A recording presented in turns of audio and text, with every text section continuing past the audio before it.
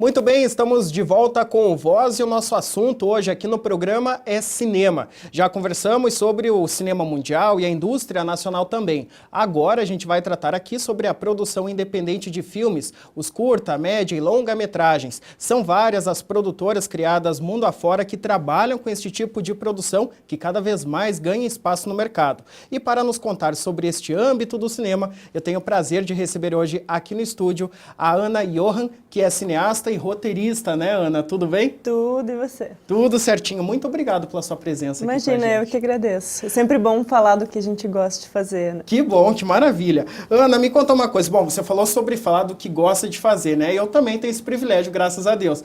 Você, assim como eu, é formada em jornalismo, né? O ensino superior, né? Tudo começou aí.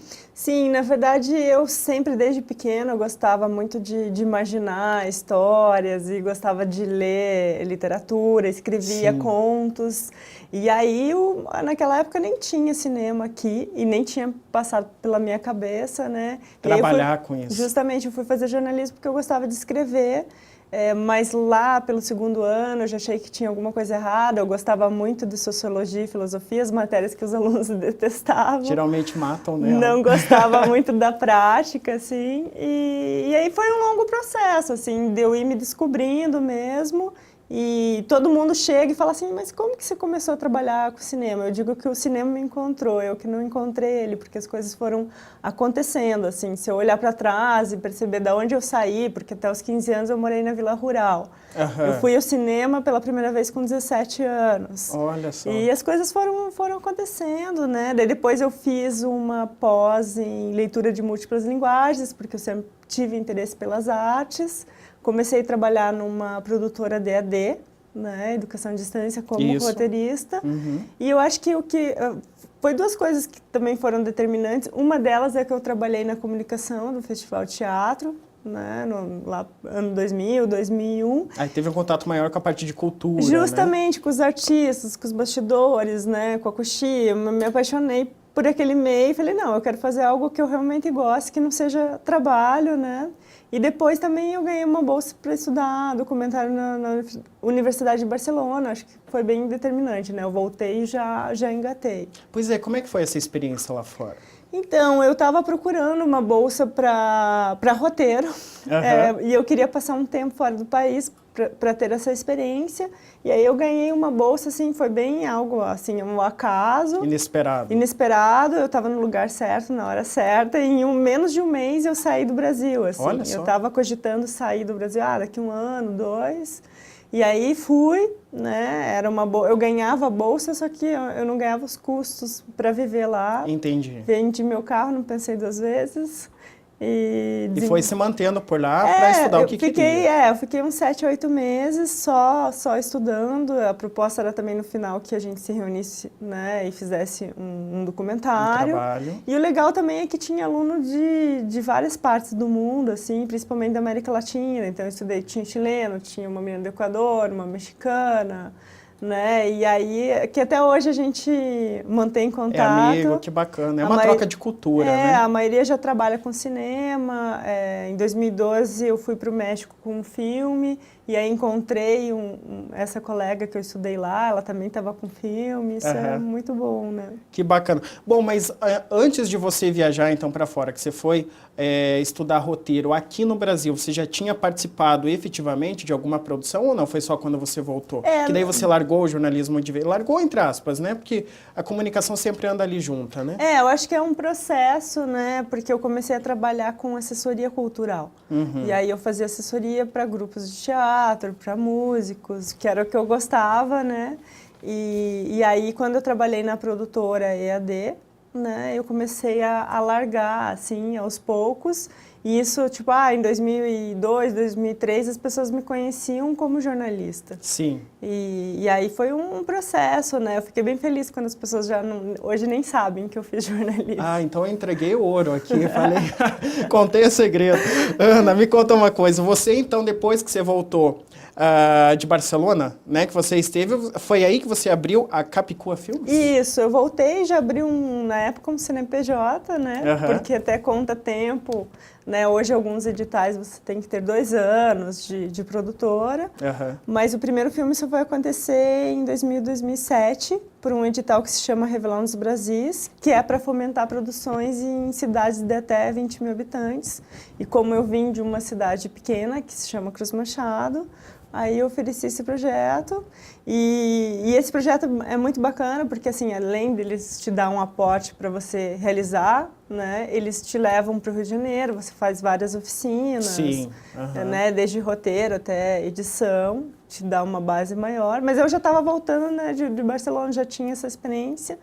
Então foi a oportunidade de eu gravar o meu primeiro filme, que se chama De Tempos em Tempos, e é também autobiográfico, né? É sobre o espaço, o lugar onde eu nasci, sobre essa cultura, sobre eu sair do país e voltar com esse novo olhar, né? E aí, em 2007, saiu De Tempos em Tempos.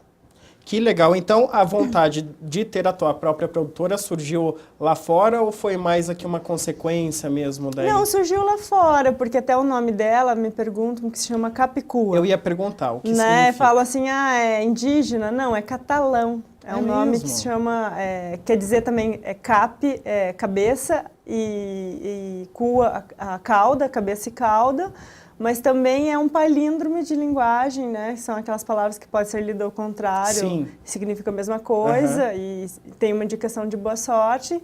E quando eu estava na Espanha, eu assisti um filme de ficção, que se chama Los Amantes del Círculo Polar, e tinha uma personagem que se chamava Ana, e o namorado dela dizia assim, a Ana é uma capicua, porque pode ser lido ao contrário, né? É verdade. E aí eu falei, não, vou voltar para o Brasil e o nome da minha produtora vai ser Capicua. Tá certo. Assim nasceu. Que bacana. Bem criativo.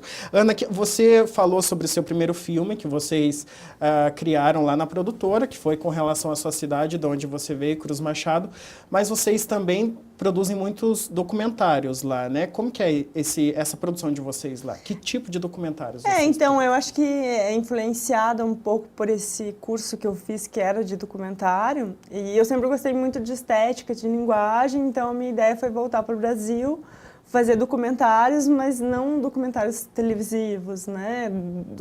Documentários que experimentasse a linguagem, né? Que tivesse outras possibilidades de criação.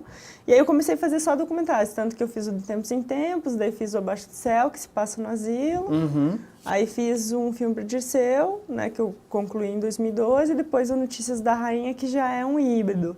Só que chegou um momento também que não estava me abastecendo mais só fazendo documentários. E aí também, hoje eu estou com um projeto de ficção, de longa, né? Que bacana. E outros longas também de ficção.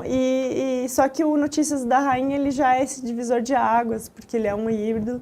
Tá né? Ele é um documentário, mas também eu utilizo uma atriz para fazer toda... Para fazer a parte da ficção. Isso. Bom, daqui a pouquinho a gente vai falar mais sobre esse filme, também outros, inclusive mostrar os trailers aqui para o telespectador em casa. Eu vou te pedir licença um minutinho só, a gente vai para um rápido intervalo e daqui a pouquinho a gente volta falando mais sobre a produção independente do cinema.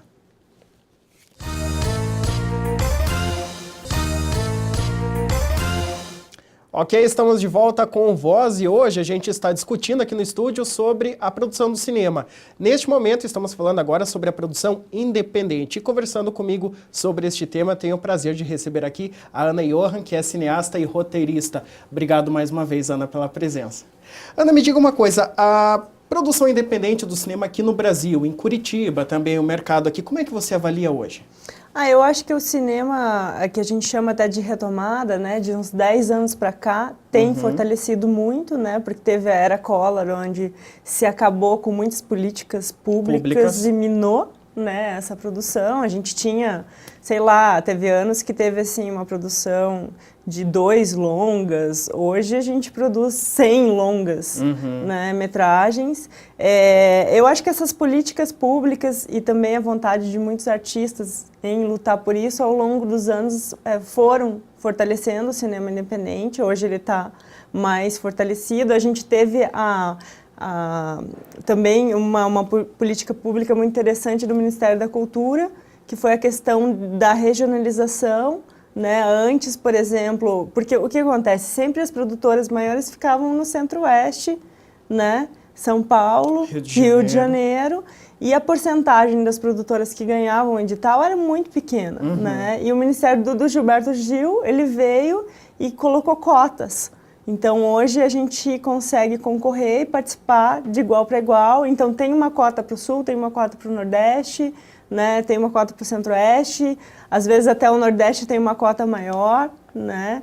O cinema pernambucano, ele tem explodido, né, de uns anos para cá, e tem bombado em muitos festivais fora. Agora também uma outra lei que eu acho que vai ajudar e fortalecer é dos cinemas, pela questão da distribuição, porque hoje a gente não tem cota para o cinema nacional, né? No cinema, e a distribuição é muito difícil. Eu vejo que as pessoas ainda elas têm um preconceito muito grande com o cinema nacional, né? Mas o que me entristece também, porque assim, o cinema nacional não é o que se passa no cinema. O cinema nacional não é o que se passa na TV. Se você circular pelos festivais de cinema e por essas mostras mais independentes, você tem uma noção do que é o cinema, e ele cresceu assim muito. Só que a gente tem uma dificuldade para distribuir, né? Justamente, você tocou num ponto agora que eu gostaria de chegar também. Você falou sobre a boa qualidade do cinema nacional. Realmente, quem tem mais acesso e circula por esses meios de festivais acaba vendo mesmo a produção em si. Você acha que falta espaço, por exemplo, na TV aberta para se transmitir, distribuir mesmo, como você falou, esse material? Agora, assim, eu acho que isso tem melhorado, né? Porque, assim, com essa nova lei da TV paga, que ela precisa comprar conteúdo nacional e regional, né? Isso tem aumentado a frequência de filmes, mas também daí a gente sempre entra naquela questão um pouco mais polêmica de público, né? Porque às vezes os filmes autorais, eles vão para uma questão de arte, que eles não estão preocupados em conectar público, nem fazer as pessoas chorarem muito ou rirem muito, mas, né, eles trabalham num outro viés, né? Mais segmentado, de repente? Não, na verdade é um viés que é da imagem, que é da poética, que são imagens mais lentas e que o grande público da TV não está acostumado. Entendi. Né? Então, mesmo a TV com essa nova lei, ela vai buscar filmes que têm um viés de entretenimento, né? Mas eu acho que agora essa nova política do cinema pode ajudar, né? Colocar cotas. Só que, por exemplo, quando eu comecei a produzir, eu achava que, por exemplo, eu fazia um filme e se o filme fosse interessante, a distribuidora comprava esse filme de mim, né? E não funciona assim.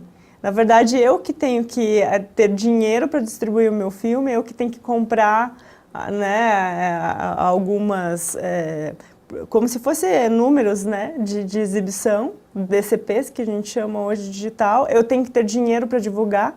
Não basta só fazer convênio com salas, né? Então, se é difícil produzir, imagine distribuir, né? Ao longo dos anos, eu acho que isso tem melhorado, e eu acho que também o artista ele tem que saber que é foco, né? Com quem que eu estou falando? Eu quero distribuir, eu quero fazer um filme para massa, é um tipo de filme. Não me interessa uma produção que ela é menor, que ela atinge menos pessoas, específico. Mas é isso que eu quero. Né? Porque, claro, ninguém gosta de fazer filme para gaveta. Claro. Mas você tem que saber, né, aquilo que você está fazendo, aquilo que você está propondo, e aquilo que te deixa feliz. Tá certo. Ana, você falou sobre a dificuldade de distribuição. Na produção, como você bem falou também há pouco, existe essa dificuldade também, né? Como é que faz? Como é que se paga um filme desse? Porque você precisa de profissionais ali atuando, de repente não atores, né? Mas você tem o editor, você tem o roteirista, o diretor, vários diretores, né, na verdade, que participam desse tipo de produção. Como é que você faz para ir atrás desse dinheiro? Então, nosso mercado é muito diferente do mercado americano, onde, por exemplo, há financiadores privados, né, executivos que aportam dinheiro para investir num filme porque eles sabem que eles vão ter um retorno de bilheteria, né, ou não. No Brasil, o cinema está todo voltado para as leis, né, fundos editais, ou a iniciativa privada é a própria iniciativa do diretor que banca o seu filme, né? Muitas vezes, né? Muitas vezes, né? Às vezes o primeiro filme, ou, por exemplo, até hoje eu brinco que eu quase não consigo tirar cachês do meu filme, porque aí eu coloco tal cachê para mim, só que chega, às vezes o projeto aprovado 2, 3 anos depois, você já quer fazer outro filme. Aí você já investe Você já quer investir, porque você fala, não, mas o filme vai ficar muito mais legal se tiver isso e aquilo.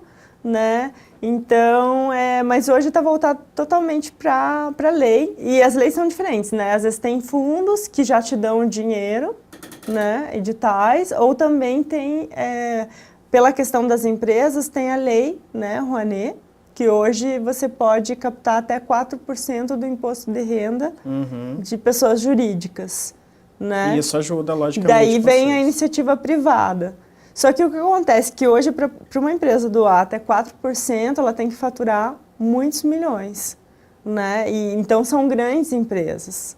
Só que essas grandes empresas, elas também estão criando seus próprios eventos. Tem outros focos, outros projetos. E elas podem criar seus próprios eventos, ou elas não estão interessadas no pequeno realizador porque não tem um retorno de marketing e publicidade para elas. Então, hoje é muito difícil você captar via Lei Rouanet. Me conta uma coisa, desculpa a minha ignorância, mas produtoras de médio e pequeno porte podem também fazer parcerias com grandes estúdios, por exemplo, que a gente vê no cinema brasileiro hoje de longas, Paris Filmes, por exemplo, ou isso não há essa possibilidade? Não, existe quando há a iniciativa da própria pessoa, dela querer fazer uma coprodução. Isso tem acontecido muito entre produtoras daqui, né? Por exemplo, eu quero fazer uma coprodução com uma produtora de Pernambuco. Ou também já existe algumas coproduções internacionais, né? Mas isso é para um mercado maior, assim. Entendi. Né? Ou geralmente um mercado que está pautado nessa questão financeira, ou um mercado que a gente pode chamar de mercado dos afetos, quando você tem uma afinidade muito grande com um tal diretor ou com um tal editor. Entendi. E aí você fala, vamos fazer uma parceria, isso rola muito. Aí facilita mais. Tá certo. Ana, vou te pedir licença mais uma vez, a gente vai de novo para um rápido intervalo e daqui a pouquinho volta e voltamos mostrando algumas das produções aí da Ana, tá ok? Não saia daí, a gente já volta.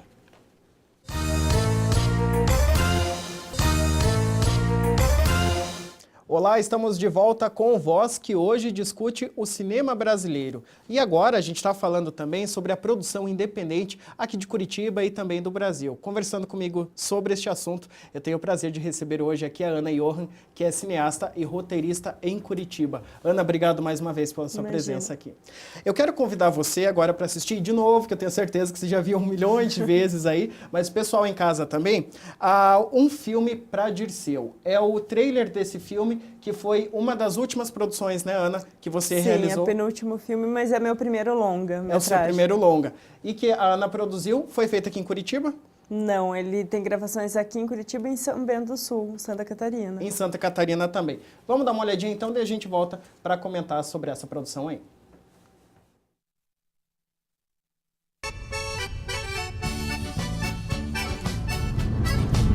A minha maior intenção é fazer esse documentário, gravar um CD ao vivo e lançar para mim ser conhecido no Brasil inteiro.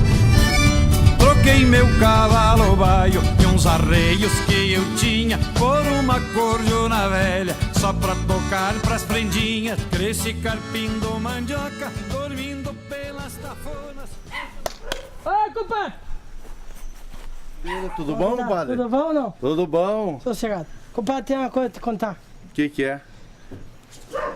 Aconteceu uns problemas lá em casa e não sei o que eu faço. Mas por quê? Brigou com alguém da família, compadre? Não sei, eu tô meio aborrecido e eu quero correr pra esse mundão de Deus aí.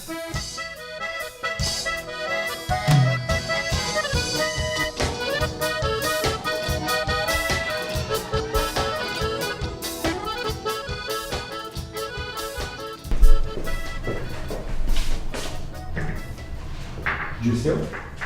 Aí na quarta-feira eu acordei de manhã, tava assistindo o jogo do Brasil, foi bem na Copa, né? Eu sentei assim na cadeira, assistindo o jogo, me deu uma dor na coluna, a mesma dor que tinha dado na segunda-feira, e me deu um pouco de tontura e minhas pernas caíram assim. Eu quando tava na cadeira de roda, eu acho que eu não me preocupava tanto como eu tô me preocupando desse filme. Tem uma boa e a ruim, qual você quer? Ai, meu Deus. Eu prefiro ouvir sempre a pior primeiro. Uma boa. Então me dê a boa. Um leiteiro ganancioso enganava a freguesia, misturava moendo leite para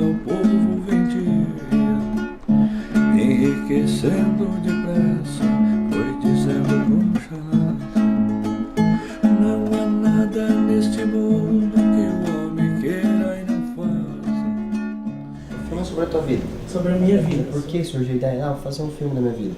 Eu falei, Ana, eu quero fazer um filme de ficção, assim, a Ana falou, não, Dirceu, eu não faço ficção. Cheguei lá, contei a história pra ela, daí a Ana falou, eu vou fazer, só que eu vou fazer documentário.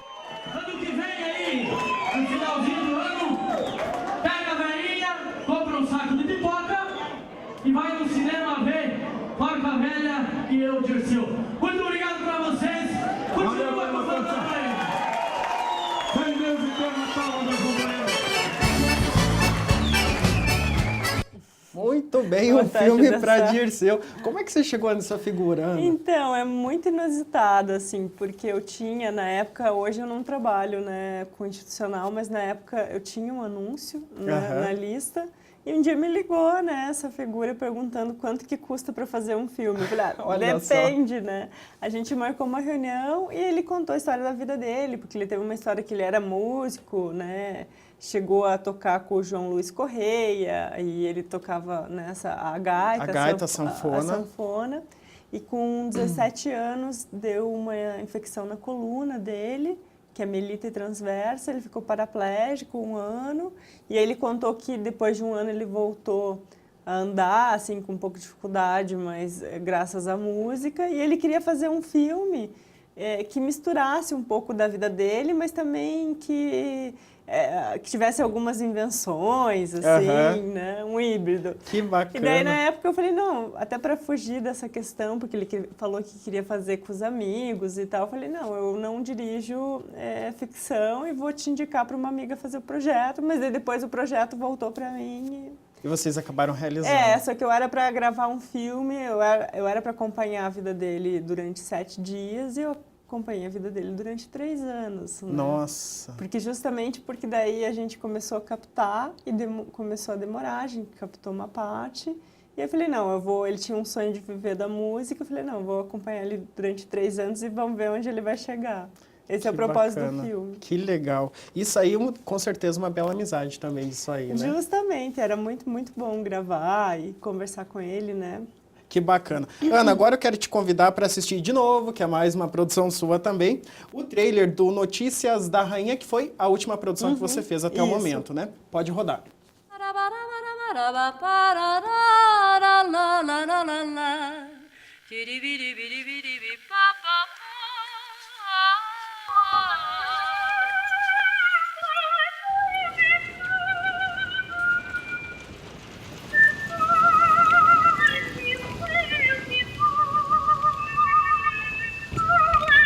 De 10 em 10 anos eu tento escrever um livro sobre a minha mãe. Eu comecei em 1992. Peguei um caderno e elaborei 50 questões. Marquei um horário com ela e disse: quem vai te entrevistar não é a tua filha. Faça de conta que eu sou uma jornalista. Eu fiz a primeira e ela disse: por que essa pergunta? Eu me atrevi à segunda. Esta eu não vou responder. Ana, que legal. Você falando aí do design sonoro aí do filme e tal. Essa história conta o quê? Esse é o documentário que mistura um pouco a ficção, né? Na verdade, porque a Lúcia Cecília Kubis é uma rainha da era do rádio aqui, que foi muito famosa, era muito talentosa e também teve essa história esquecida. E a filha tentava escrever um livro sobre a mãe e não conseguia. E aí eu construí esse documentário, eu quis alocar ele no teatro, eu tirei ele da casa e queria contar ele do ponto de vista da filha. Então eu utilizo a Lúcia no palco, a rainha ela mesma. Ela mesma. Mas o ponto de vista da filha eu construo com a Rosana Staves, né, que é a atriz do filme. E eu entrevistei a filha e criei os textos em cima do que a filha me disse e me contou. Que bacana. Que pena, gente. O nosso tempo, infelizmente, acabou. Eu tenho certeza que só do Notícias da Rainha a gente poderia ter feito aí a entrevista inteira. Ana, rapidamente, deixa para o pessoal em casa que quiser fazer um curso de roteirista ou ter acesso mesmo, né, aos vídeos, os filmes completos aí, como que eles podem fazer? Então, tem o site, né, www.capicua.com.br. Que está aí na sua tela. Ou o telefone 3151-3158. Tá certo. Ana, obrigado mais uma vez pela sua presença aqui. Eu que agradeço, foi uma parabéns delícia. Aí pelo trabalho, imagina. Tá bom. Delícia, digo eu. E para você que está em casa, o nosso muito obrigado também pela sua audiência e até o próximo programa.